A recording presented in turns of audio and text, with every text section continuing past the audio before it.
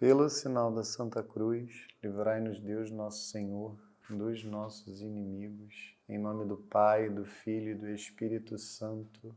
Amém. Ave Maria, cheia de graça, o Senhor é convosco. Bendita sois vós entre as mulheres. Bendito é o fruto do vosso ventre, Jesus. Santa Maria, Mãe de Deus, rogai por nós, pecadores, agora e na hora de nossa morte. Amém. Glória ao Pai, ao Filho e ao Espírito Santo, assim como era no princípio, agora e sempre, por todos os séculos dos séculos. Amém. Nossa Senhora Auxiliadora, rogai por nós. Glorioso e castíssimo São José, rogai por nós. São João Bosco, rogai por nós. São Pio X, rogai por nós. Santo Agostinho, rogai por nós. Estamos reunidos em nome do Pai, do Filho e do Espírito Santo. Amém. Olá, meus amigos da Escola de Catequese São Pio X. Hoje, com muita alegria, nós daremos a terceira aula do nosso primeiro curso sobre a obra de Santo Agostinho, Como Catequizar os Rudes. A primeira aula foi uma aula de apresentação. Na segunda aula, nós tratamos dos 2 primeiros capítulos. E nessa terceira aula, trataremos dos capítulos 3 e 4 da obra de Santo Agostinho. Nós utilizamos esta ótima edição aqui da editora do Centro Dom Bosco. No final do segundo capítulo, Santo Agostinho disse o seguinte a respeito dos 4 próximos capítulos da sua obra, né? É evidente, no caso da divisão que ela tem hoje, mas Santo Agostinho dirá o seguinte: portanto, dissertaremos segundo a inspiração de Deus, primeiro a respeito do modo da narração, o que já sei que desejas, diz Santo Agostinho para o diácono cartaginês Deográcias, diácono na cidade de Cartago. Depois a respeito de como expor os preceitos e como exortar, e por último a respeito de como obter essa alegria. E vejam que eu já falei isso nas aulas anteriores, mas aqui está, a divisão dos capítulos da obra. O modo, a respeito do modo da narração, que é o que nós trataremos nesta aula e na próxima, dos capítulos 3 a 6, a respeito de como expor os preceitos e como exortar, dos capítulos 7 a 9, e também, por último, a respeito de como obter essa alegria, dos capítulos 10 a 14. Aqui Santo Agostinho está a falar da primeira parte da sua obra. Então vamos, nas 2 próximas aulas, nesta e na próxima, nós trataremos a respeito do modo da narração. Também Santo Agostinho falará um pouco do conteúdo da narração do catequista. Tanto a respeito do conteúdo de uma maneira geral, mas também a respeito de como expor este conteúdo. Vamos aqui no capítulo 3. A narração é completa quando a catequização se faz desde o que está escrito. No princípio, Deus fez o céu e a terra até os tempos presentes da Igreja. Vejam que Santo Agostinho mostra a importância da catequese global, de uma catequese não apenas orgânica, sistemática, mas global, completa, que vá desde a criação até os tempos atuais da Igreja, até efetivamente o tempo da Igreja. E vejam que aqui Santo Agostinho vai fazer uma observação muito importante, e a partir desta observação eu farei uma relação com uma distorção que nós vemos nas catequeses de muitas paróquias. diz o nosso mestre e pai Santo Agostinho. Não devemos, todavia, recitar todo o Pentateuco e todos os livros dos juízes, dos reis e de Esdras, e todos os evangelhos e os atos dos apóstolos, caso os saibamos de cor.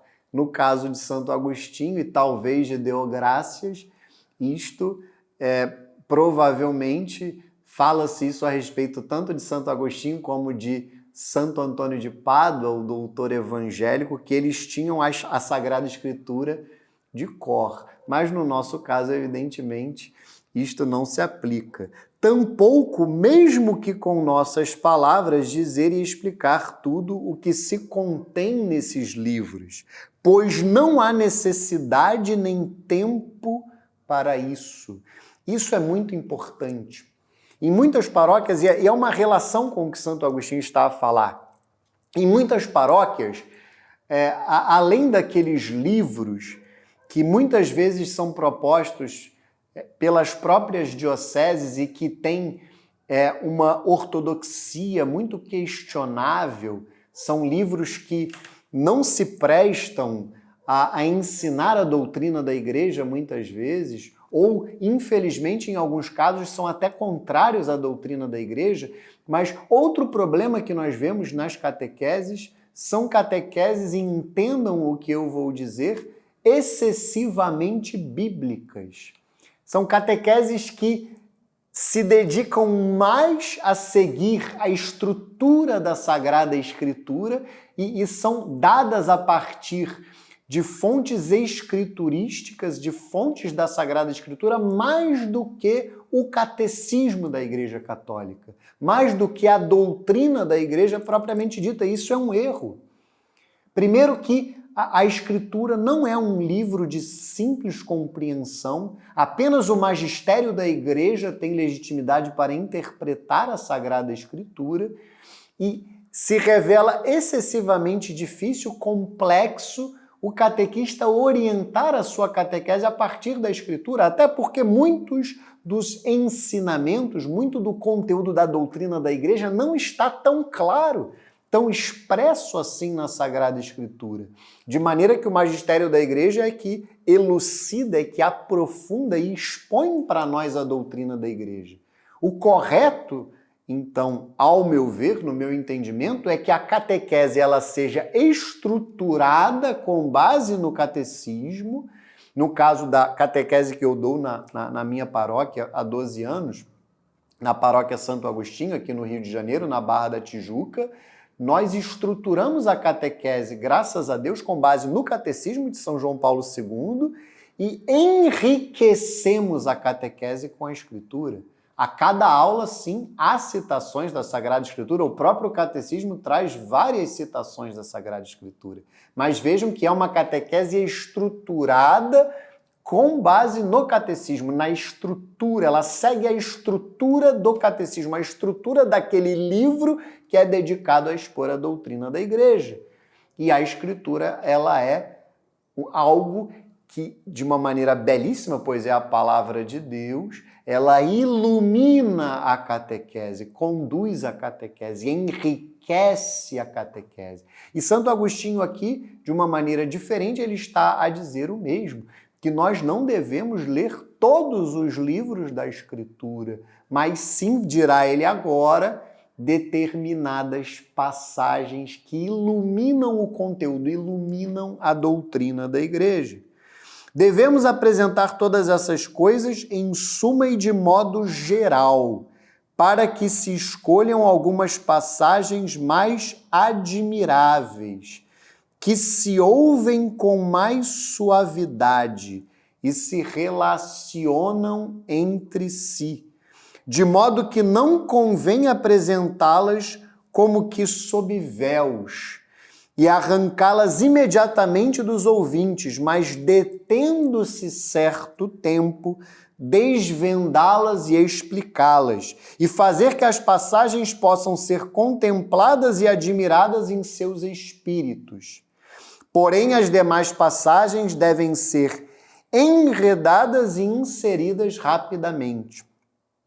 Assim, aquilo que desejamos apresentar com maior empenho torna-se mais evidente com a subordinação das demais coisas, e com isso não fatigamos acerca desses temas a quem queremos entusiasmar.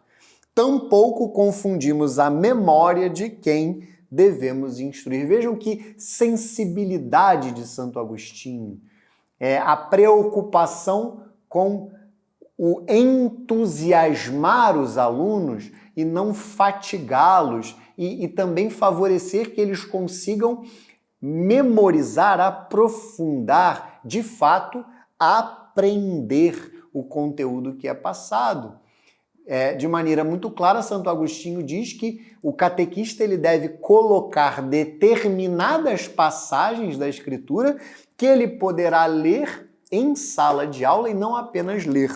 E o catequista, na sala de aula, ele poderá ler este conteúdo de maneira mais lenta, meditada, para que os alunos consigam, de fato, não apenas mastigar aquele conteúdo, mas ruminá-lo, se aprofundar nele e alcançar um conhecimento muito maior e mais profundo. Vejam a preocupação de Santo Agostinho com cada detalhe, não apenas do conteúdo da narração, mas, como eu dizia, do modo, do como expor. E ele continua. Em tudo, certamente, não apenas nos convém almejar o fim desses preceitos, a caridade, que provém de um coração puro, de uma consciência reta e de uma fé verdadeira.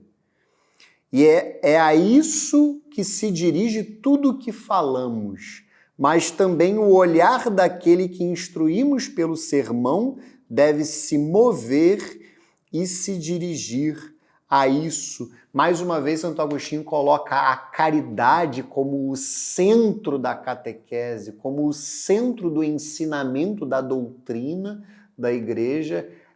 O fim maior é a caridade, é o amor, e não apenas o catequista deve colocar, ter muito claro no seu coração, no seu interior, que o fim é a caridade, mas diz Santo Agostinho que também o olhar dos nossos alunos, o olhar daqueles que nós instruímos através do nosso sermão, através da nossa catequese, deve se mover e dirigir a isso.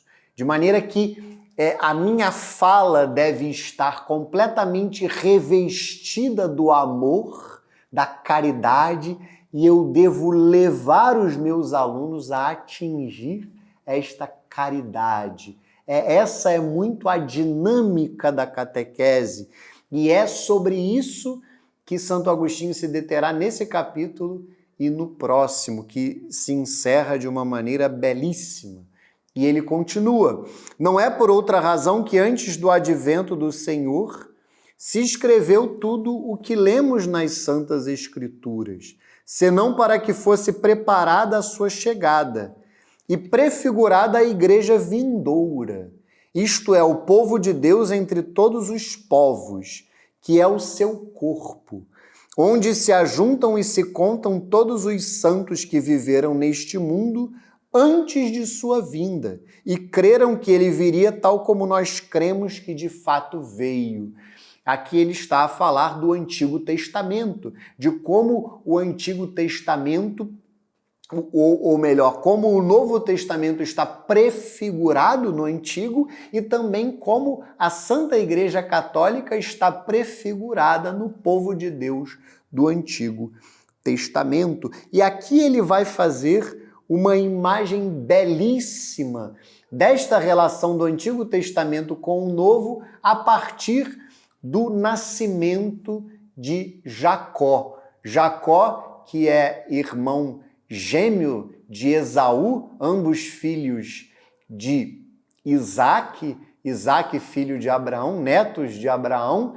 Jacó nasce com as mãos ali no tornozelo do seu irmão Esaú, e Santo Agostinho vai fazer aqui uma imagem belíssima, como apenas os padres da igreja são capazes de fazer. Ele vai aqui tirar uma lição belíssima de como se dá essa relação do Antigo Testamento com o Novo. Pois assim como Jacó, que antes de nascer, pôs fora do útero de sua mãe a mão que segurava o pé de seu irmão nascido primeiro, e depois seguiu-se sua cabeça e finalmente os membros restantes, mas a cabeça precede em dignidade e poder, não só os outros membros que a seguem, mas também essa mesma mão que no nascimento a precedeu.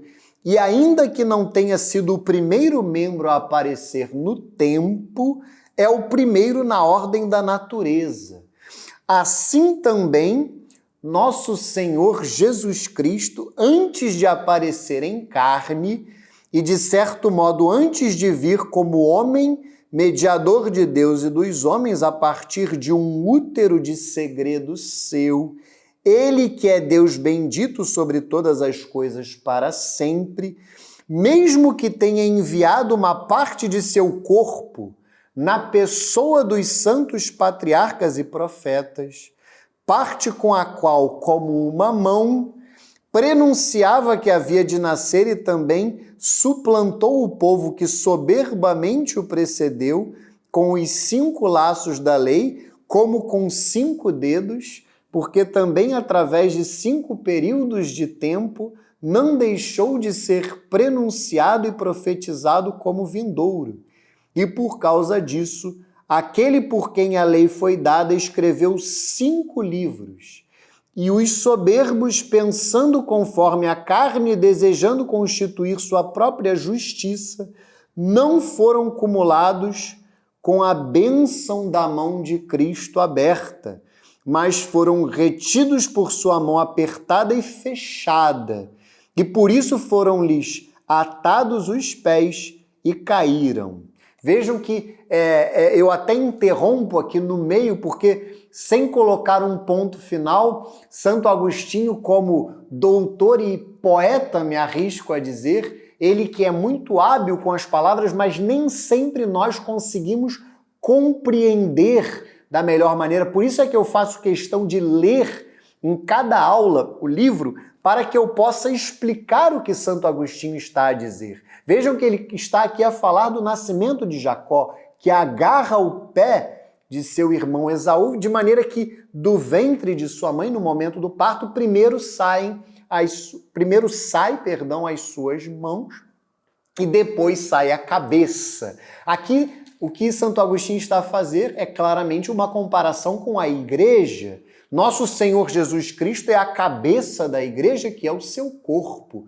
Nós somos membros deste corpo. E aqui ele está a dizer, mesmo a mão, que no caso é o Antigo Testamento, os santos patriarcas, os santos profetas, mesmo que ela tenha saído antes, ela, evidentemente, ela está abaixo em dignidade e por natureza o primeiro é nosso Senhor Jesus Cristo, ele que foi gerado, ou melhor, ele que é gerado pelo Pai antes de todos os séculos.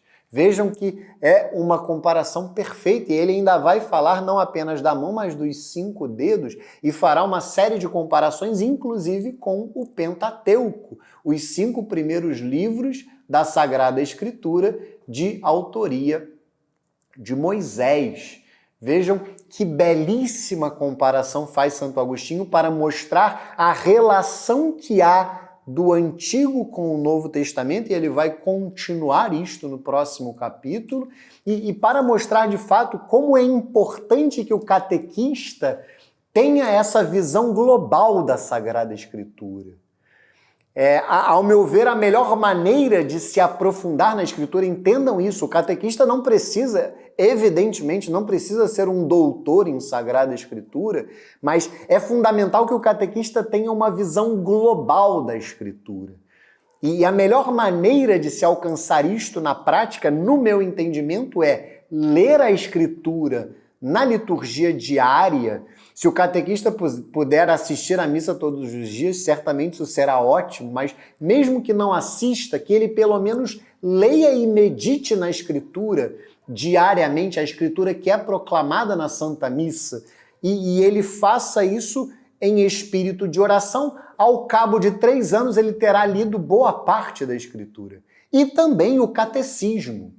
O catecismo que tanto o catecismo de São João Paulo II, como o próprio catecismo romano, que é o seu equivalente, nós poderíamos dizer, com relação aos catecismos tradicionais, ambos têm muitas citações da Escritura. E no catecismo há a vantagem de que a Escritura ela é citada ao longo do ensinamento da doutrina, que é justamente o que o catequista é chamado a fazer nas aulas. E vejam como isso se revela extremamente enriquecedor para o catequista.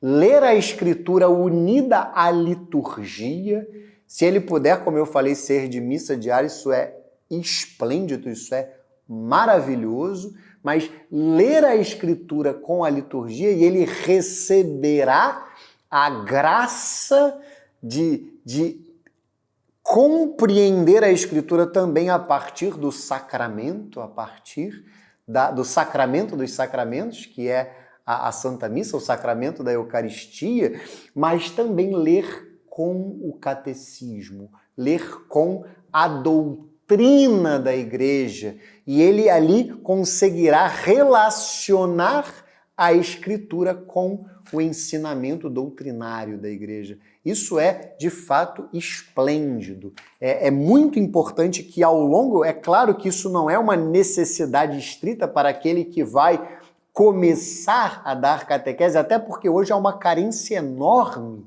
de catequistas e de catequistas bem formados, mas ao longo da sua formação, ao longo do seu crescimento como catequista, é fundamental que ele esteja preocupado em adquirir essa visão global da Sagrada Escritura, que, no meu entendimento, é adquirida muito naturalmente com a leitura e a meditação da liturgia diária e também com a leitura do catecismo, uma leitura mais pausada, que permita que o catequista vá aos rodapés e leia a Escritura em conjunto com a doutrina da Igreja. É claro que o mesmo vale para os alunos. Esse conselho que eu estou a dar a vocês, catequistas, sejam catequistas no sentido formal ou informal, é fundamental que possamos dar este conselho, este ensinamento, este testemunho para os nossos alunos, para que eles aprendam a ler a Sagrada Escritura como católicos. Porque hoje há na Igreja toda uma mentalidade protestantizada da leitura da Sagrada Escritura. Essa mentalidade protestante entrou na Igreja. E eu brinco com os meus alunos que eu falo muitas vezes dos protestantes e do seu mau exemplo, não por desprezo aos protestantes, mas sim desprezo ao protestantismo, porque os protestantes nós devemos querer converter, fazer apostolado com eles, mas eu brinco com os meus alunos que uma das minhas missões na catequese é assassinar o protestante que há dentro de mim, porque pode existir ainda um resquício de ranços protestantes dentro do próprio catequista, mas uma das missões do catequista é assassinar o protestante que há dentro de cada um dos seus alunos. Os ranços protestantes que há dentro de cada um dos seus alunos, e um desses ranços é ler a Escritura de uma maneira protestante, não de uma forma católica.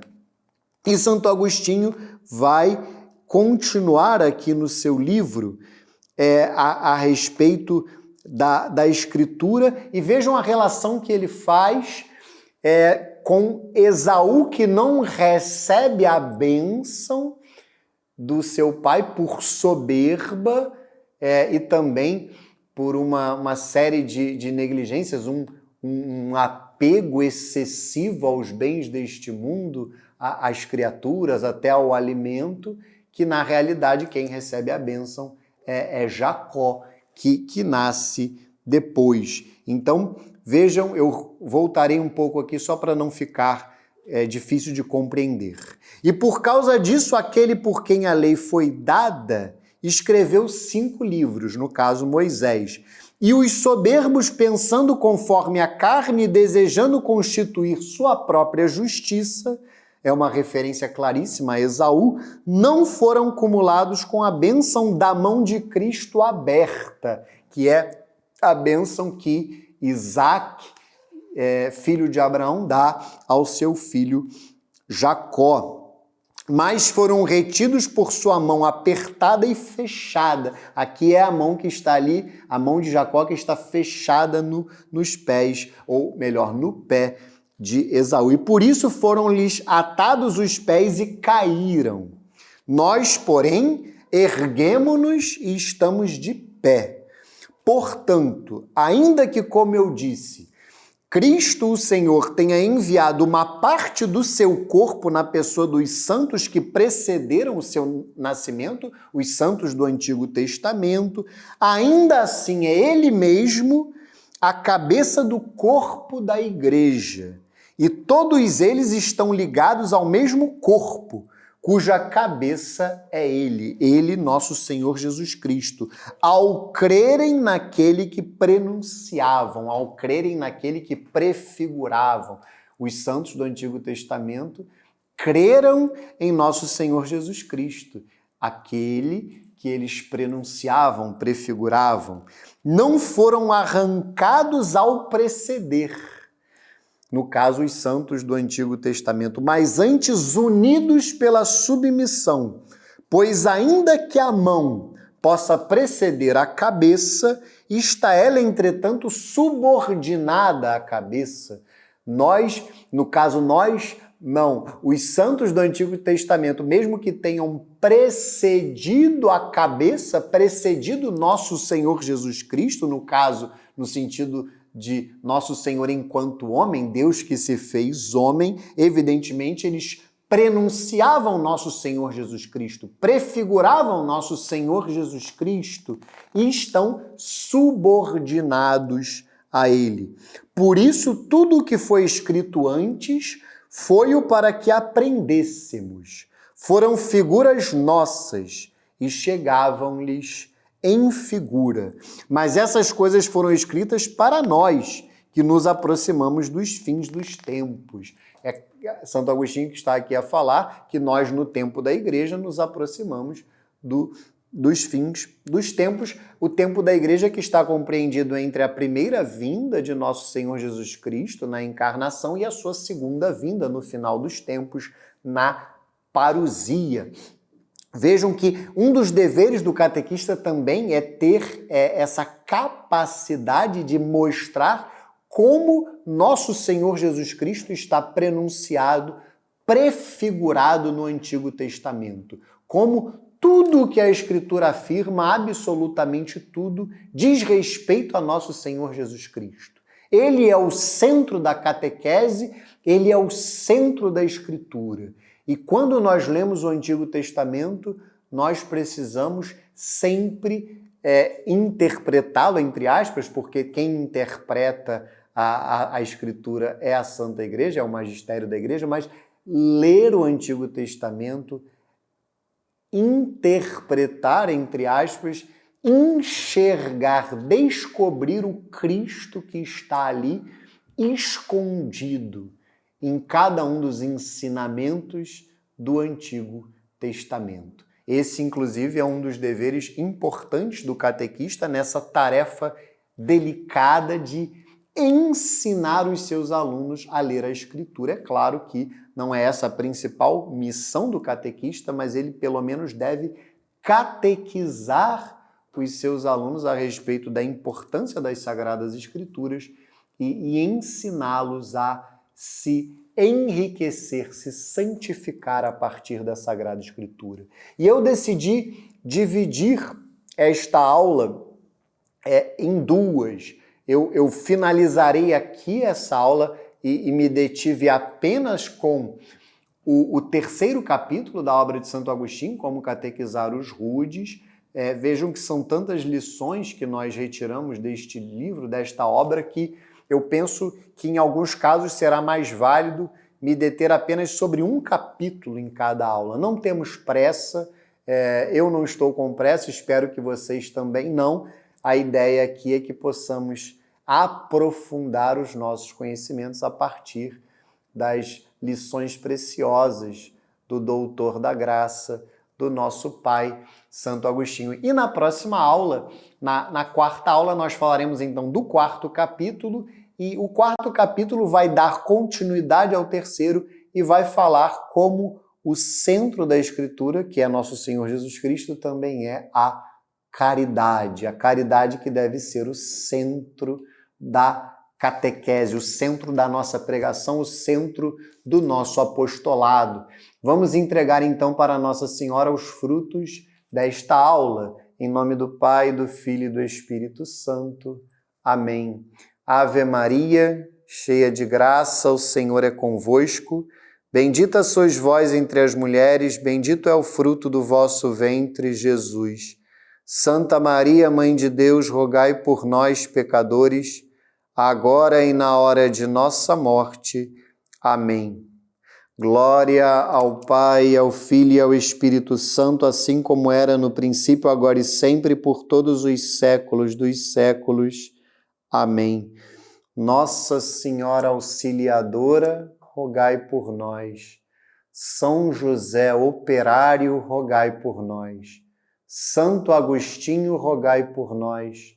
São João Bosco, rogai por nós. São Pio X, rogai por nós. Estivemos e sempre estaremos unidos e reunidos em nome do Pai, do Filho e do Espírito Santo. Amém. Fiquem com Deus e até a nossa próxima aula na Escola de Catequese São Pio X.